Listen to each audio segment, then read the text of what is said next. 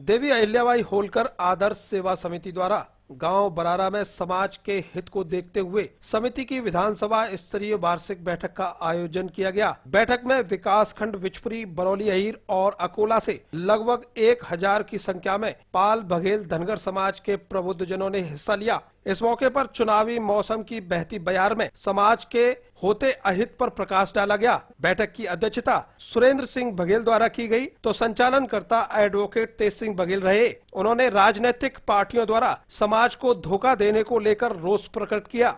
ये बरारा बघेल बगीची बरारा 90 ग्रामीण आगरा ग्रामीण सुरक्षित में आयोजन हुआ है सभा का। देखिए, सभा का बेसिकली उद्देश्य ये देवी अहिल्याबाई होलकर आदर्श सेवा समिति के तत्वावधान में विधानसभा स्तरीय सभा का आयोजन किया गया है, जिसमें पाल बघेल धनगर समाज के लोगों को मतदान के लिए जागरूक करना, समाज में व्याप्त कुरीतियों को दूर करना और समाज के शैक्षणिक, सामाजिक, आर्थिक व सामाजिक स्तर को सुधारने हेतु जो प्रयास किए जाएं उन पर आज चर्चा परिचर्चा हो रही है। इस मौके पर ग्राम प्रधान बरारा योगेश बघेल भी चुप नहीं रहे। उन्होंने भी कहा कि पाल बघेल धनगर समाज को हमेशा ही राजनीतिक पार्टियों ने धोखा दिया है। हम एकजुट होकर भूमिका तैयार करेंगे। जो हमारे हित की बात करेगा उसी को समाज वोट देने का कार्य करेगा। समाज में बहुत ज्यादा रोस्ट है। ये सभी तय नहीं हुआ है। लोग बैठेंगे, एक समिति बनेगी 21 से 31 सदस्यीय। वो समिति बैठ के विचार करेगी हम किस ओर जाएं, कहाँ हमारा हिस्सा है, हमारा सम्मान समाज को कहाँ मिलेगा, उसको विचार करके हम निर्णय लेंगे। उसके बाद कुछ बता पाएंगे। समाज का प्रत्याशी जब तक आपके बीच में था, कितना उत्साह था आपके बीच? पूरी समाज बहुत उत्साहित थी और निश्चित थे कि हम अपनी समाज का एक विधायक हमें मिल रहा था, उसको न मिलने की वजह से समाज बहुत आहत है। इसी विषय पे हम विचार करने के लिए बैठे हैं क्या हमें क्या रणनीति बनानी है।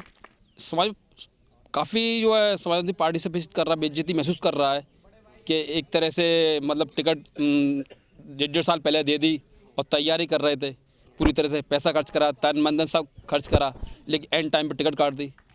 तो इससे बड़ी बेइज्जती हमारी बघेल समाज की, धनगर समाज की, पाल समाज की और क्या हो सकती है। आपको बता दें कि सपा कांग्रेस के गठबंधन से आगरा विधानसभा में पाल बघेल धनगर समाज को बड़ा झटका लगा है। ग्रामीण विधानसभा पर सपा से घोषित प्रत्याशी राकेश धनगर की टिकट गठबंधन के लिए बलि चढ़ गई तो बसपा धनगर प्रमाण पत्र में हमेशा से रोड़ा साबित होती रही है। ऐसे में समाज राजनीतिक पार्टियों के छलावे से ठगासा महसूस कर रहा है। उन्होंने विकास तो किया है पर इतना नहीं विकास किया जो होना चाहिए था।